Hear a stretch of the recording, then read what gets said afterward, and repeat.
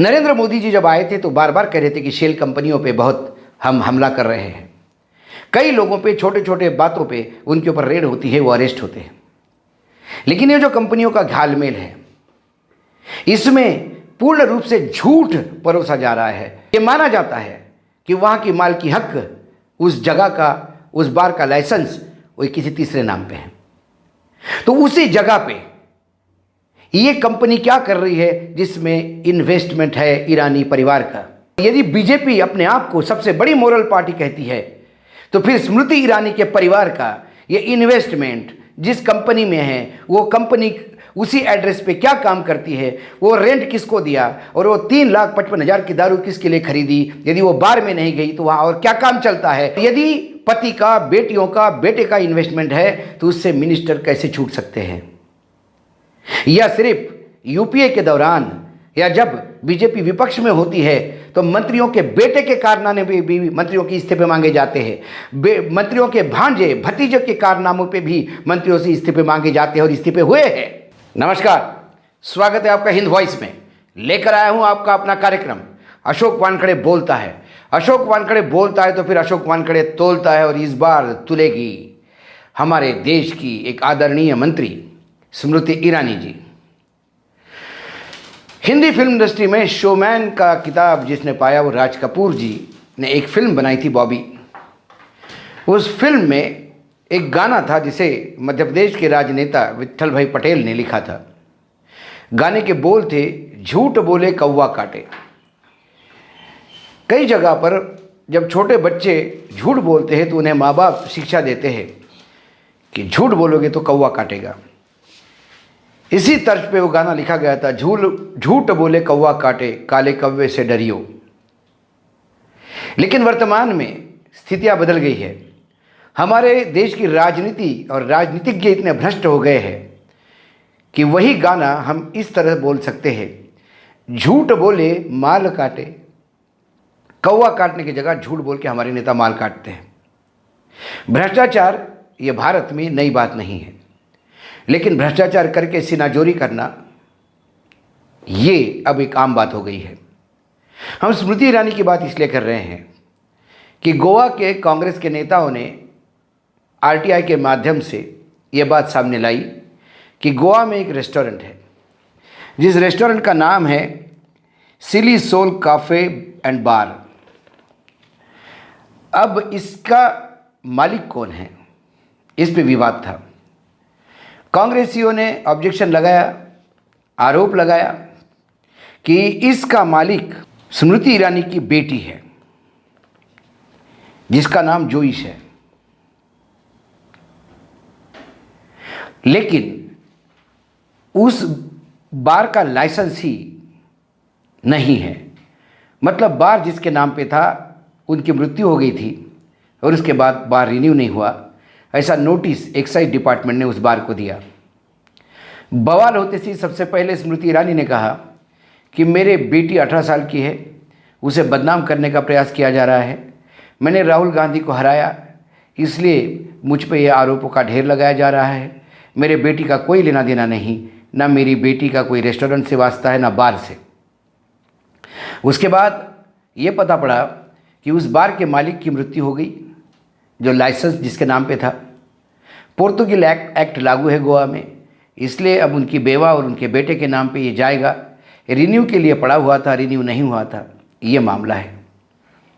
इसके बाद Delhi high court में मानहानि का दावा लगाया, पेश किया स्मृति ईरानी जी ने, और न्यायाधीश ने सारे डॉक्यूमेंट देखने के बाद ये कहा कि स्मृति ईरानी की बेटी की ना वो जगह की मालिक है, ना स्मृति ईरानी वो रेस्टोरेंट चलाती है, उनकी बेटी ना कोई लेना देना है।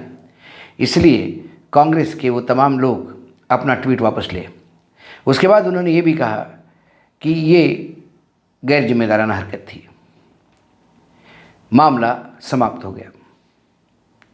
लेकिन जो ट्वीट कांग्रेस के लोगों को निकालने के लिए बोला गया, लेकिन उस ट्वीट का क्या करें, उस सोशल मीडिया के इंस्टाग्राम के पोस्ट का क्या करें, वो फेसबुक के पोस्ट का क्या करें, जिसमें स्मृति ईरानी ने इतराते हुए लिखा था कि मेरी बेटी इतनी युवा उम्र में एक उद्योजक बन गई है और उसने एक रेस्टोरेंट शुरू किया है जिसका नाम सिली सोल एंड कैफ़े एंड बार है।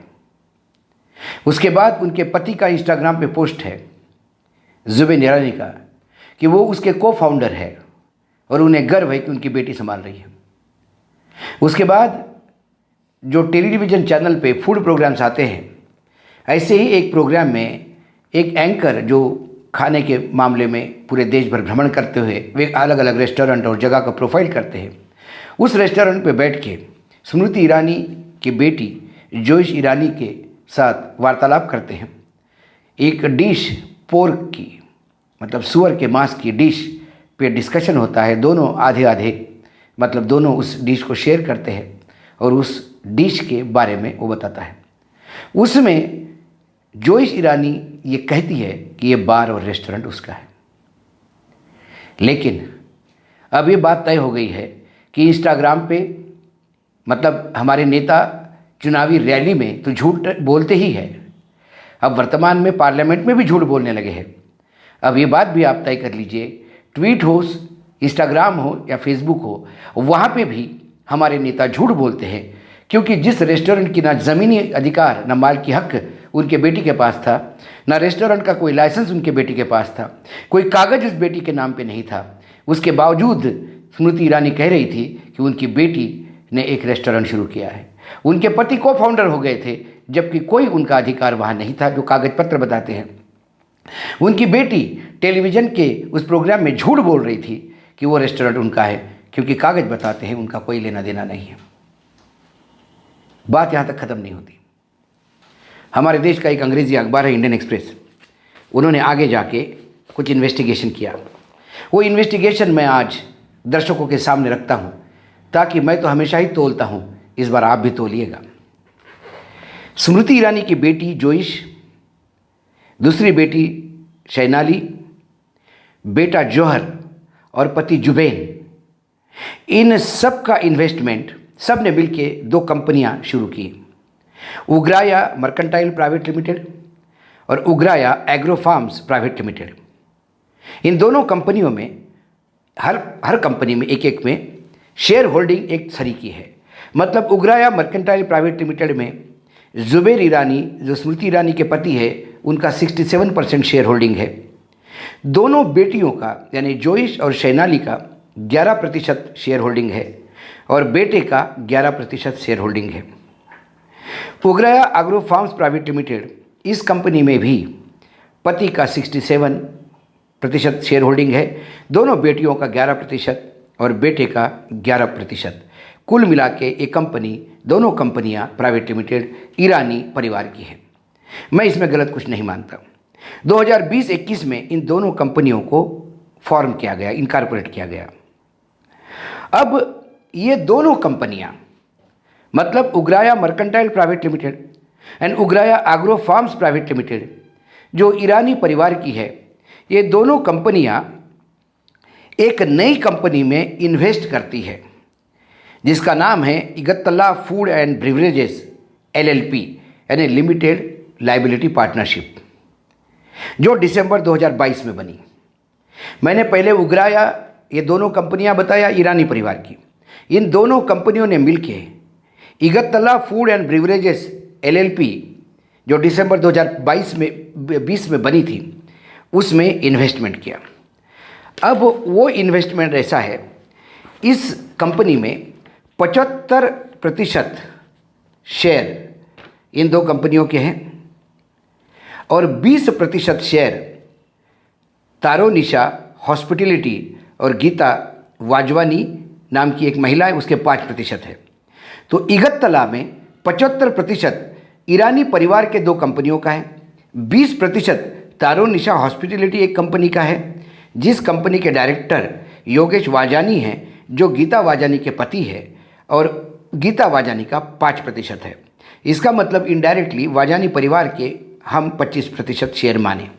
अब यहाँ तक भी कोई गलत नहीं है, क्योंकि ये दोनों कंपनियाँ, क्योंकि मंत्री महोदया का कोई लेना देना इन कंपनियों का नहीं, उनके पति हैं और उनके पति बिजनेस कर सकते हैं, ये कोई कानून उनको रोक नहीं सकता।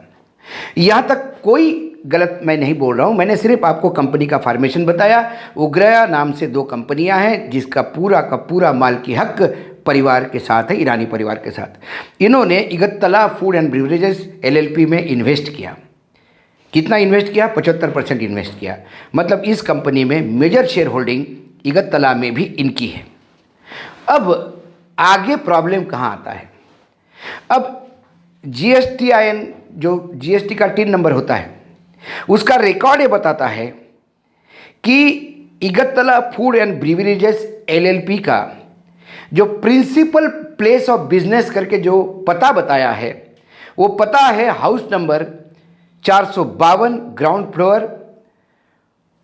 बोईटा वाडो, आसगांव, नॉर्थ गोवा, गोवा।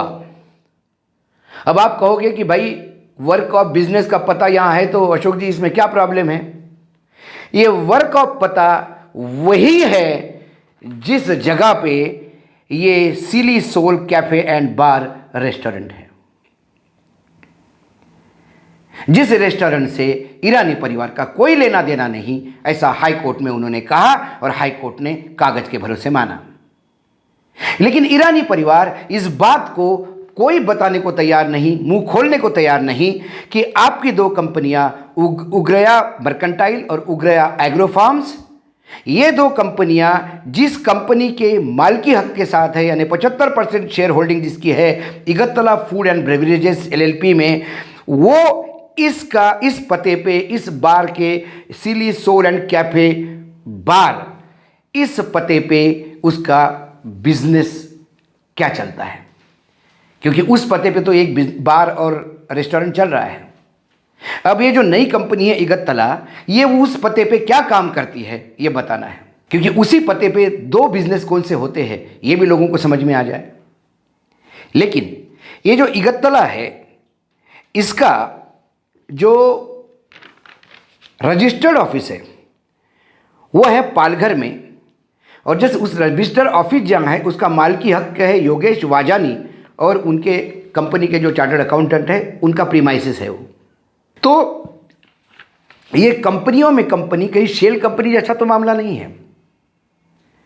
डायरेक्ट इगतला में इन्वेस्ट करने के बजाय आपने दो कंपनियां बनाई, उग्रया मर्केंटाइल प्राइवेट लिमिटेड, दूसरी उग्रया एग्रो फार्म्स प्राइवेट लिमिटेड। इस कंपनी ने नई कंपनी इगतला में इन्वेस्ट किया। इगतला का प्लेस ऑफ बिजनेस जो दिखाया है रिकॉर्ड में गवर्नमेंट के, वो वही हैं जहां सिली सोल कैफे एंड बार है।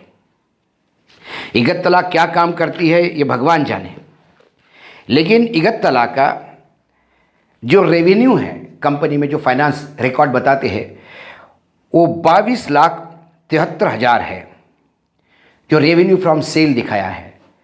जो बिक्री से जो पैसा आया है कंपनी में वो 22,73,000 रुपये आया है। लेकिन कंपनी ने इस साल लॉस किया, यानी नुकसान उठाया, वो है 3,06,000 रुपये। अब उस कंपनी के खर्चे में 2,75,500 रुपये किराया बताया है दिया करके, और 3,55,500 दारू खरीदने के लिए दिए हैं। ये दारू पे खर्चे हैं, मतलब दारू खरीदी इसके खर्चे हैं। अब इगतला उसी जगह काम करती है जहां सिली सोल कैफे एंड बार चल रहा है। वह रेंट किसको देते हैं, या उस जगह के दो रेंट, या एक मालिक अपना भी बिजनेस चला रहा है और रेंट पे भी दे रहा है, ऐसा उस जगह पे क्या है? वहां दारू का जो परचेस किया गया है 3,55,000 की दारू, वो किसके लिए खर्चा किया है और वो उसका कहां आगे किया है? ये तमाम बातें ईरानी परिवार को बतानी पड़ेगी, क्योंकि ईरानी परिवार 75% के शेयर होल्डिंग है उस कंपनी में इगतला में, जिसका जगह बिजनेस की जो बताई है वो वही कैफे एंड बार है। अब सवाल आता है, इस मामले में कोई कुछ मुंह खोलने को तैयार नहीं है। नरेंद्र मोदी जी जब आए थे तो बार बार कह रहे थे कि शेल कंपनियों पे बहुत हम हमला कर रहे हैं, कई लोगों पे छोटे छोटे बातों पे उनके ऊपर रेड होती है, वो अरेस्ट होते हैं। लेकिन ये जो कंपनियों का घालमेल है इसमें पूर्ण रूप से झूठ परोसा जा रहा है, कोर्ट में झूठ परोसा जा रहा है, कोर्ट कागजों के भरोसे चलते हैं। ये माना जाता है कि वहाँ की मालिकी हक उस जगह का, उस बार का लाइसेंस वो किसी तीसरे नाम पे है। तो उसी जगह पे ये कंपनी क्या कर रही है जिसमें इन्वेस्टमेंट है ईरानी परिवार का, और यदि पति का, बेटियों का, बेटे का इन्वेस्टमेंट है तो उससे मिनिस्टर कैसे छूट सकते हैं? या सिर्फ यूपीए के दौरान या जब बीजेपी विपक्ष में होती है तो मंत्रियों के बेटे के कारनामे पे भी मंत्रियों के इस्तीफे मांगे जाते हैं, मंत्रियों के भांजे भतीजे के कारनामों पे भी मंत्रियों से इस्तीफे मांगे जाते हैं और इस्तीफे हुए हैं। रेलवे मंत्री थे बंसल यूपीए में, उनके भांजे का नाम कहीं किसी करप्शन में आ गया तो उनका इस्तीफा हुआ। तो क्या हम कहें कि मोरालिटी के ग्राफ पे कांग्रेस की मोरालिटी बीजेपी के मोरालिटी से बहुत उच्च है? और यदि बीजेपी अपने आप को सबसे बड़ी मोरल पार्टी कहती है तो फिर स्मृति ईरानी के परिवार का ये इन्वेस्टमेंट जिस कंपनी में है, वो कंपनी उसी एड्रेस पे क्या काम करती है, वो रेंट किसको दिया, और वो 3,55,000 की दारू किसके लिए खरीदी, यदि वो बार में नहीं गई तो वहाँ और क्या काम चलता है, ये तमाम बातें दुनिया के सामने आनी होगी। तभी दूध का दूध, पानी का पानी हो गया। क्योंकि कोर्ट के सामने मैटर था कि ये bar and restaurant, Silly Soul bar and restaurant किसका है, तो उसकी माल की हक किसके और के पास है। तो फिर उनकी बेटी जो उन्होंने कहा कॉलेज में पढ़ती है, उसका कोई लेना देना नहीं। उस बेटी जिस कंपनी में 11% की मतलब 11, दोनों बेटियों मिलकर 11 है, तो आप समझ सकते हो 5.5% की जिस कंपनी में शेयर होल्डिंग है, उस कंपनी का ऐसे कंपनी में क्या इन्वेस्टमेंट है जो उसी पते पे काम करती है, और उसी पते पे सिर्फ एक सिली बार एंड रेस्टोरेंट चल रहा है, सिली सोल बार एंड रेस्टोरेंट चल रहा है, तो दूसरा काम क्या उस पते पे हो रहा है, ये ईरानी परिवार को बताना होगा। इसलिए मैंने कहा झूठ बोले कौवा काटे के दिन चले गए हैं, समय आ गया है झूठ बोले और माल काटे। आज हिंद वॉइस पे सबके सामने ये तथ्य मैंने रखे। इंडियन एक्सप्रेस ने, मैं सैल्यूट करता हूँ उसके इन्वेस्टिगेशन टीम को, पत्रकारिता इसे कहते हैं, और वो बात आम आदमी के सामने लाने का प्रयास मैंने किया। क्रेडिट हम इंडियन एक्सप्रेस को देते हैं, हिंद वॉइस के दर्शकों के लिए। इसलिए मैंने कहा था कि मैं स्मृति ईरानी को तोलूंगा, लेकिन अंतिम फैसला आपका होगा। आप तोलिएगा कि क्या ये गड़बड़ झाला तो नहीं, और यदि गड़बड़ झाला है तो स्मृति ईरानी को ये मानने में क्या हर्ज है कि हाँ वह बार चलता है। लेकिन उनके वकील कहते हैं कि स्मृति ईरानी की बेटी वहाँ इंटर्नशिप करने गई थी। मैं मीडिया में हूँ, मैं जब अखबारों में काम करता था, चैनलों में काम करता था, तो सैकड़ों बच्चे आते थे इंटर्नशिप करने के लिए, लेकिन मैंने किसी भी बच्चे को ये कहते हुए नहीं देखा कि जिस जगह वो इंटर्नशिप करता है उसका मालिक वो है। किसी बेटे ने नहीं कहा इस अखबार में मैं इंटर्नशिप इसलिए कर रहा हूँ कि अखबार मेरा अखबार है। यदि इंटर्नशिप करने वाली लड़की ये कहती है कि रेस्टोरेंट मेरा है, और उसकी माँ कहती है कि मुझे गर्व है मेरे बेटी के इस एंटरप्रेन्योर पे, और उसके पिता कहते हैं कि मैं इसमें को फाउंडर हूँ, तो फिर गलत कौन है? तो क्या हमारे नेता अब सोशल मीडिया में भी झूठ बोलने लगे हैं, और सब जगह आप झूठ ही बोलते हो, तो फिर मुंह खोलने की ज़रूरत क्या है? आज इतना ही, फिर आऊँगा किसी विषय के साथ। तब तक के लिए नमस्कार।